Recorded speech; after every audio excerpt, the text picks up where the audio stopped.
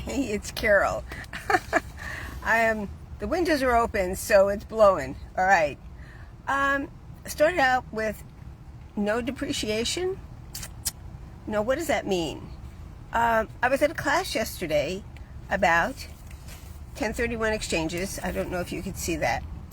And Phil Atwan, who's been in the business for, 30 years, 40 years, reminded us that when you own a single-family home and it's an investment, by the time you're at 27 and a half years, it doesn't even have to be single-family, by the way. It could be a duplex, could be units, but as long as it's residential and not commercial, so not a gas station or a mall or restaurant or something like that. So at 27 and a half years, check with your CPA, your accountant, but you're no longer going to be able to depreciate. So I started calculating back my own property. I have a rental property up in Idaho. Yes, that's a whole other story. I don't know if I've mentioned it. But I think we bought it in 2006, maybe 2007. So I still have a few more years to go because it's only not even 20 years yet. So I'm good. It's getting close, but I'm good.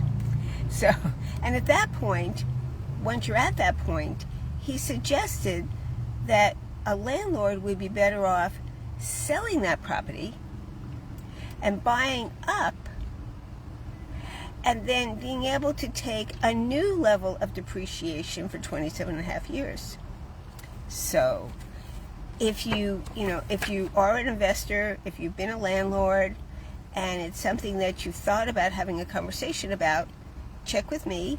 Let's talk about it. I can, turn you on to Phil. He'd be more than happy to explain what he understands, but also definitely check with your tax person, because that's the person who'll be able to explain it even better, because it's all a tax-related conversation. So if you do have a property that you want to sell and you get what's called a 1031 exchange, you have 180 days to complete the exchange when you sell it, but you have 45 days to identify. So you're in escrow, and you're looking, and all of a sudden you're at the 40th day, and you go, oh my gosh. Well, either stop the escrow, but I recommend that you find some property that you could consider moving into. You need to write them down. And I think what we used to do is tell you to mail yourself, so it's a postmark, so it shows the IRS that the 45 days came within the property came within those 45-day limits.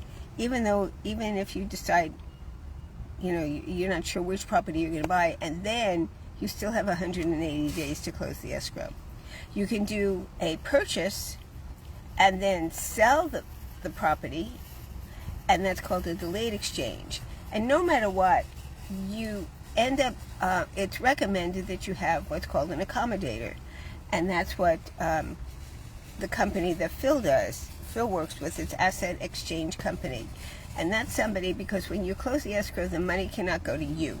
It has to go to the accommodator, who's then going to use that money to buy the next property. So basically, you're taking your equity from one property, one investment property, and putting into the next investment property, and that will mean that you will not be paying taxes on that equity or any of the portion of.